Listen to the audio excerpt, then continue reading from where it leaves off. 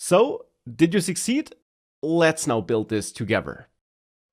And for this here, in this scaffold body, I'll use Flutter's list view builder constructor here to create a scrollable list view that makes sure that only items that are actually visible will be displayed, to optimize performance for scenarios where we might have very long lists. So here we then must pass a value for item builder, and that, as you learned, should be a function that takes context and an index. And then this simply builds all these list items, and for every list item that gets built here, I want to output the meal information. In this case here, for the moment, simply a text widget that outputs the name of the meal. For this, I'll access my meals list and then one specific meal by index, and then simply the title, like this. Now, of course, we also could have a scenario where we got no meals, and therefore to handle this as well, I will actually add an if statement here to my build method, where I check if meals is empty, so if I get an empty list of meals here. And in this case, I want to set my body to something different.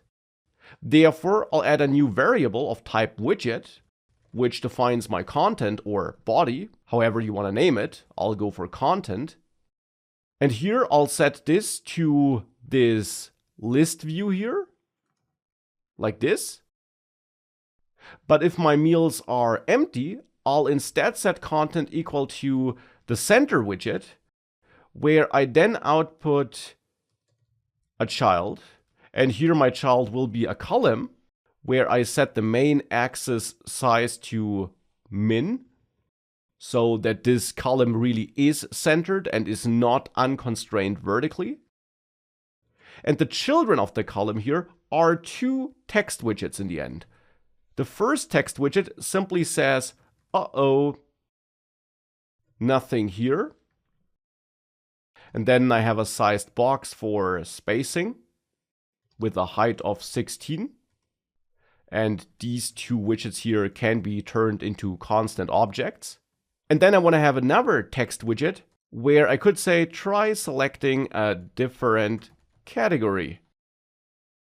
And here I now actually want to apply a specific style with theme of, and then I'll access the text theme and use the body large text variant to then copy it with that exclamation mark in front of it to tell Dart that this text variation will be defined in this theme.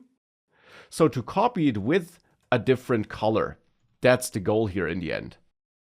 I'll use a different color, and the color I want to use here will also be taken from the theme, and they are from the color scheme, and it should be the on background color. And to make sure that I get some auto formatting here and this becomes readable again, I'll quickly set this content as a value for body down here in the scaffold, so that I got no more errors in this code file.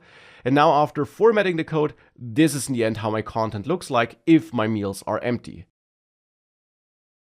I'm outputting this text here, and I indeed also want to apply some styling to the first text, so I'll copy over this style parameter with its value, but here I will access headline large, so a different predefined text variant, but then also set this text's color to the on background color. And this now can't be const anymore since I'm deriving some theming data dynamically. Now, of course, these exact styles, as always, are up to you. And we could also switch the order here, by the way, and set this here as our default value for content, and set this list view here as a value if meals is not empty, so if we have meals. But ultimately, this is up to you. I'll go for this default here though and output my content. And now to see whether or not that worked, I'll go to the main Dart file, and temporarily I'll replace the categories screen there with the meals screen. And of course, for that you must import the meals screen, the meals.dart file from the screens folder. And then on that screen, you of course have to pass a value for title, like for example, some category. And soon this will be dynamic, but for the moment, I'll just hard code some dummy data. And then the meals, which we could set to an empty list to see whether our fallback content is displayed correctly. So let's see whether that works.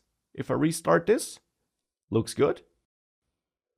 Or to show the actual meals that we have. And for that, it's worth noting that in dummy data, the meals list has a name of dummy meals. So in the end, it's this list which I want to use in main Dart now, dummy meals. And for this to work, you must import the dummy-data.dart file into this main.dart file. But with this set, we should be able to output the list, though I'm getting an error here because indeed I forgot in the meals.dart file on this list view to tell Flutter how many items I'll have, and therefore I'm getting an error. Indeed, here we should set the item count and set it to meals.length. So this line of code here is important to make sure that Flutter renders the list view correctly. With that, it works and the styling is off, but it's also not the final styling, but we can see some meal titles here. A bit hard to read, but again, this is not final yet. We'll of course improve this. But the general logic works.